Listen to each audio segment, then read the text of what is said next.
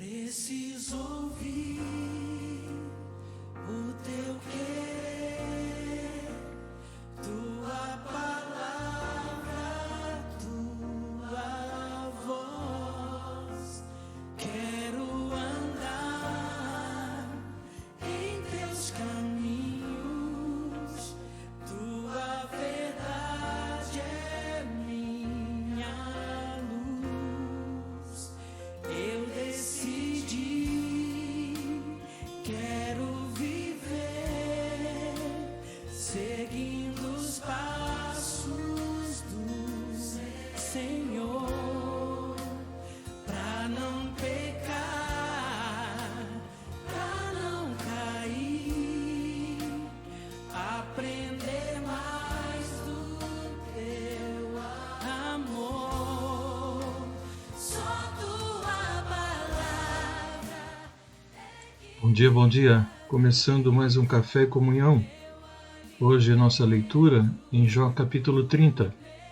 Aguardando mais alguns irmãos e amigos chegarem, e aí damos início então à nossa reflexão. Muito bem-vindo a todos. Já nós iniciamos.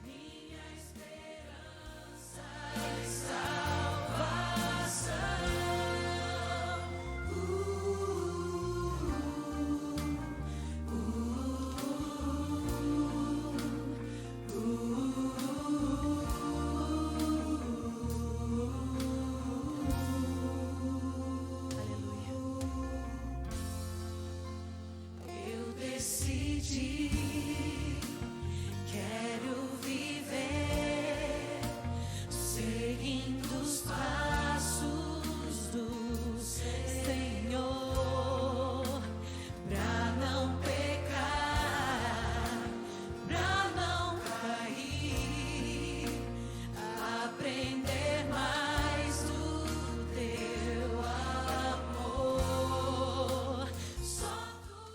Não se esqueçam de compartilhar. Compartilhe para que mais pessoas possam estar conosco nessa manhã. Não se esqueça de dar o seu like, ativar o sininho. E se não é inscrito, se inscreva em nosso canal ou incentive outros a fazerem o mesmo.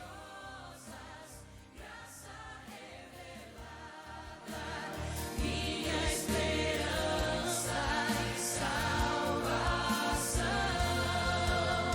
só tua palavra é que me dá vida, meu alimento, o meu pão, letras preciosas, graça revelada, minha esperança e salvação.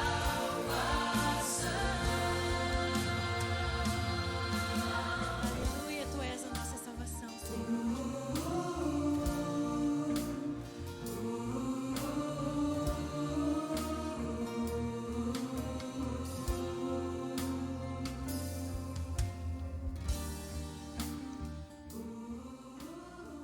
Vamos lá então? Vamos começar a nossa reflexão? Vamos lá. Hoje então capítulo 30, e como fazemos todas as manhãs, vamos então fazer um breve resumo desse capítulo. Em Jó 30, Jó faz a descrição de como é viver em seu estado atual e de como as pessoas lhe tratam. Ele nos mostra que está vivendo em grande desprezo e que até mesmo os jovens zombam dele, algo que na maioria das culturas do mundo é completamente humilhante. A descrição de Jó nesse capítulo é completamente contrária a tudo aquilo que ele nos disse, no capítulo 29. Ele volta a falar de como tem sido difícil viver esses dias e como a aflição se apegou à sua alma de maneira determinada. Jó diz que tem orado a Deus, mas não há resposta. A sua enfermidade só piora e abate cada vez mais o seu vigor, o seu espírito. Além disso, está vivendo em uma solidão insuportável. Então nós vamos começar a ler os versículos e então veremos tudo isso que nós acabamos de citar aqui no texto bíblico, tá bom? Vamos dar uma olhadinha então aqui no nosso texto. Ok, já está aí, onde podemos ler o seguinte. Capítulo 30, versículo 1. Agora, porém, os mais jovens zombam de mim, rapazes cujos pais não são dignos de correr com meus cães pastores. Veja bem como ele está de novo, né? Deprimido, amargurado. Ele diz que os pais dos rapazes que zombam dele não são dignos de correr com os cães que ele tem na sua propriedade. De que me serve a força deles? Seu vigor já desapareceu. Enfraquecidos pela pobreza e fome, roem a terra seca em regiões sombrias e desoladas. Colhem ervas silvestres entre os arbustos e comem as raízes das giestas. São expulsos aos gritos da companhia das pessoas, como se fossem ladrões.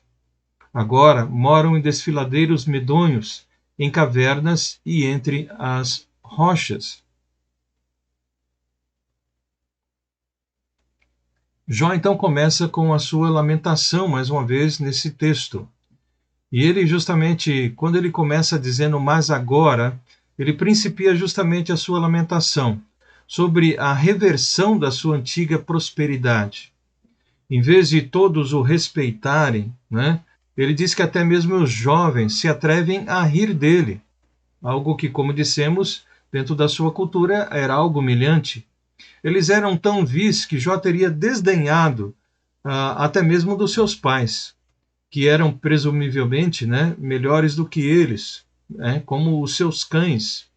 Então, as suas palavras não só ressaltam como esses jovens eram baixos, como também o quanto se sentia rebaixado, sendo o excluído dos escolhidos, o zombado, né, por todas essas pessoas. Versículo 7. Uivam como animais no meio dos arbustos e ajuntam-se debaixo dos espinheiros, né? Em outra tradução diz que bramam. Então o fato dele usar essa palavra bramar, bramavam, ressalta não só a pobreza dos desordeiros, como também o fato de agirem mais como animais do que como homens. Uivam, né? Estão nos arbustos, agem como animais. Versículo 8. São gente insensata, sem nome, nem valor, foram expulsos da terra. Agora divertem-se às minhas custas. Sou alvo de piadas e de canções vulgares. Desprezam-me e ficam longe de mim. Só se aproximam para cuspir em meu rosto. Então Jó diz que as famílias dos excluídos são como doidos. Ironicamente, ele havia usado essa palavra para repreender a sua esposa. E agora ele diz justamente que essas pessoas agem como se fossem doidas e o desprezam, né? E cospem, então, no seu rosto, ou seja, o humilham constantemente. Versículo 11. Pois Deus cortou a corda de meu arco. Já que ele me humilhou, eles não se refreiam mais. Essa gente desprezível se opõe a mim abertamente. Lançam-me de um lado para o outro e planejam minha desgraça. Bloqueiam meu caminho e fazem de tudo para me destruir. Sabem que não tenho quem me ajude. Atacam-me de todos os lados. Quando estou caído, lançam-se sobre mim. Vivo aterrorizado. O vento carregou a minha honra. Minha prosperidade passou como uma nuvem.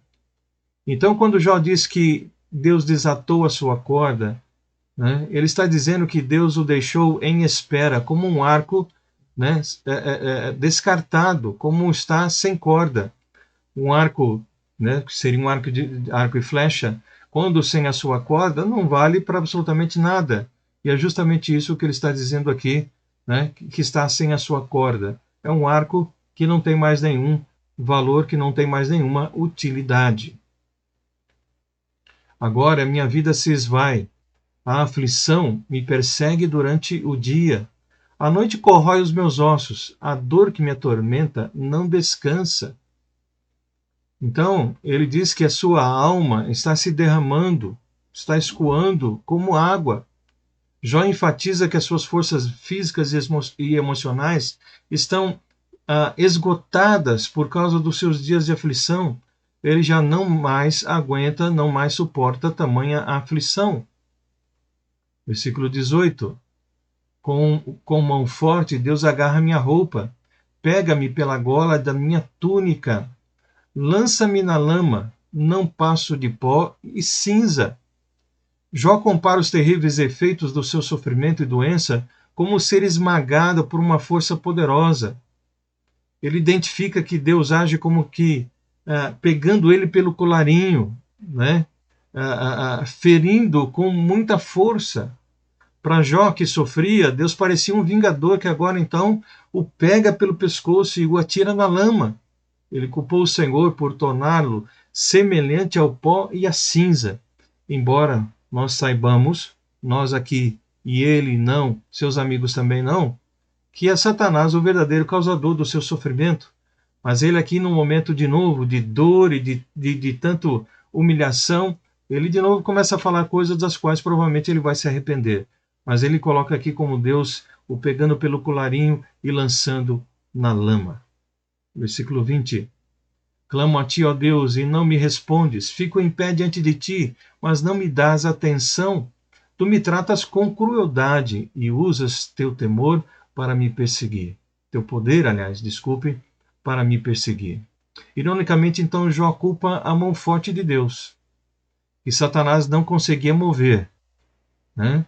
Satanás não consegue mover a mão forte de Deus. Então ele culpa justamente a mão forte de Deus pelas suas calamidades, né? Pelas calamidades que na verdade estão sendo provocadas por Satanás e não por Deus, né? E ele então fica com todo essa desolação, com todo esse desconforto. Tu me lanças no redemoinho e me destróis na tempestade. E sei que me envias para a morte, para o destino de todos os que vivem. Jó declara então, eu sei.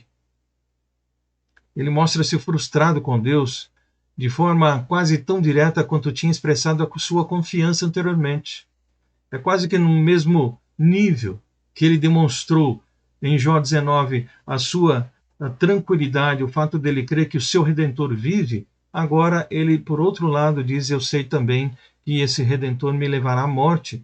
Com a mesma certeza que Jó sabe que Deus o redimirá, também sabe que Deus vai levá-lo à morte. É isso que ele diz então nessas palavras. Versículo 24. Por certo, ninguém se voltaria contra os necessitados, quando clamam por socorro em suas dificuldades. Está colocando dentro de um contexto humano que todos aqueles que têm necessidade, né, as pessoas se voltam para eles e os ajudam. Mas ele não tem ajuda de ninguém. Então, se um montão de terra pudesse erguer um clamor, o que ele quer dizer é que Deus estenderia a mão para um montão de terra. Então, como é que ele não pode estender a sua mão quando ele é um homem que clama, que está necessitado e que clama pela ajuda do Senhor? Como Deus não o ouve e não faz nada? Acaso eu não chorava pelos aflitos? Não me angustiava pelos pobres? Quando as pessoas tinham necessidade, os aflitos e os pobres, eu me colocava no lugar deles, chorava, me angustiava. Então Jó trabalha a imagem aqui do aflito, lembrando a própria compaixão que ele tinha pelos necessitados. Agora, ele, Jó, que está tão necessitado, quem é que o atende? Quem é que o ajuda? Esperava o bem, mas em seu lugar veio o mal. Aguardava a luz, mas em seu lugar veio as trevas. Veio a escuridão. Meu coração está agitado e não sossega. Dias de aflição me atormentam. Jó compara, então, a conduta de seus interlocutores, né, dos seus amigos, as pessoas que estão ali, que o esperam em silêncio, com a própria posição de Jó perante Deus. Quando ele esperava a luz, ficou desapontado porque veio a escuridão. Quando ele pensou que poderia ter sossego, ele não tem esse sossego, ele não tem essa tranquilidade, né? Essa escuridão, essa dor não permite que ele fique quieto por dentro, que ele fique calmo, e por isso então toda essa sua agitação. Versículo 28, ando nas sombras, sem a luz do sol, levanto-me em praça pública e clamo por socorro. Contudo, Sou considerado irmão dos chacais e companheiro das corujas. Minha pele escureceu e meus ossos ardem de febre. Minha harpa toca canções fúnebres e minha flauta acompanha os que choram. Sua pele, ele diz que estava enegrecida, a ideia é que estava apodrecendo toda a sua pele. Quando ele clama por socorro, tanto Deus como as classes sociais, as pessoas, o ignoram. O ignoram. Seus altos clamores por justiça são tão inúteis como os uivos dos animais, né? Ele toca as suas canções são fúnebres, a flauta chora. Em virtude então da sua condição, Jó se sente desterrado, humilhado, abandonado, assim como os animais de habitats desérticos, que não tem ninguém por eles, eles precisam realmente se virar sozinhos. É esta a ideia que ele tem, o momento que ele está vivendo, essa é a aflição e a dor que ele então coloca para fora diante dos seus amigos. Então esse é o capítulo 30 que nós temos aqui nesta manhã, olhando para o aspecto do sofrimento de Jó, onde ele mais uma vez fala abertamente sobre o que ele está sentindo. E lendo a vida de Jó, me conforta, amados, e eu quero encerrar com essa palavra, de vivermos em Cristo, hoje, pois com a presença permanente do Espírito Santo de Deus, aquele que ficou no lugar de Jesus e que pode habitar em nós, e que nos consola e que nos ajuda, então, consolados por Deus, nós somos fortalecidos, de maneira que nos dias de Jó ninguém seria. Hoje nós temos o fortalecimento, o consolo, que nos dias de Jó eles não tinham essa bênção que nós temos. Eles não tinham esse Espírito Santo para poder consolá-los e confortá-los, orientá-los, ajudá-los. Além disso, nós temos hoje um maior conhecimento e revelação de quem Deus é e de como Ele age. Coisas que no tempo de Jó eles não tinham. Então nós devemos ser gratos ao Senhor por seu infinito amor, ser gratos ao Senhor por tudo que Ele tem feito, por tudo que Ele tem permitido em nossa vida.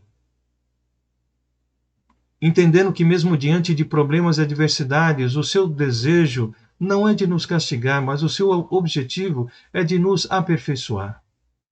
O objetivo de Deus na vida de Jó não era de castigá-lo, era para demonstrar que realmente ele continuava sendo, mesmo em meio à aflição, um homem justo, um homem temente a Deus, um homem íntegro, um homem que se desviava do mal. E Deus sabia que Jó iria suportar essa situação sem blasfemar, sem amaldiçoá-lo.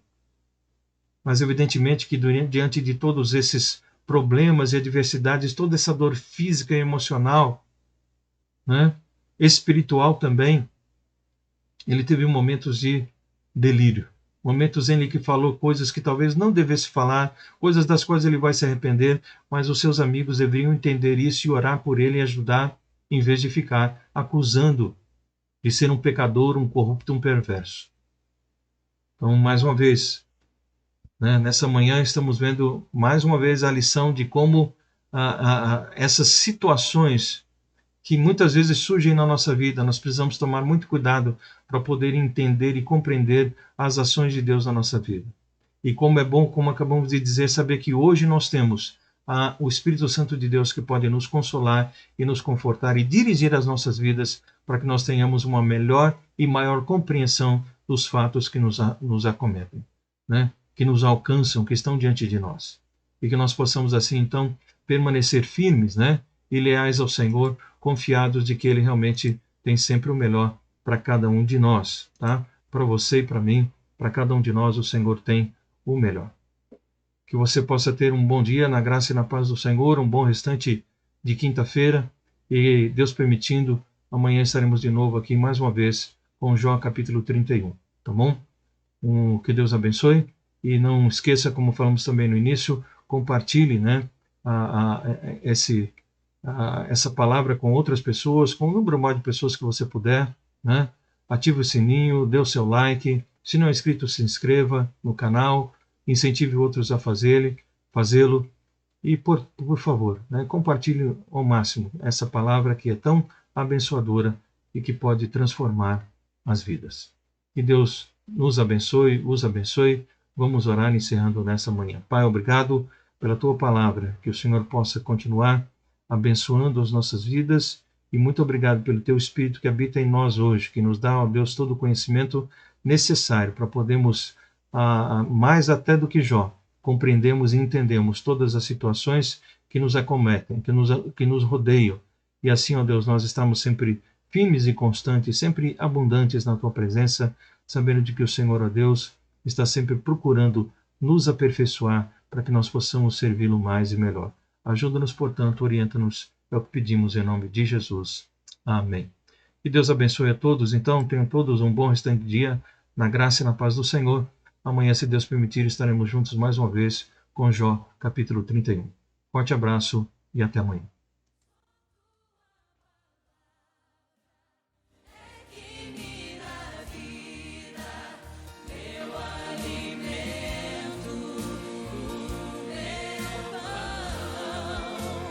Letras preciosas, graça revelada, minha esperança e salvação.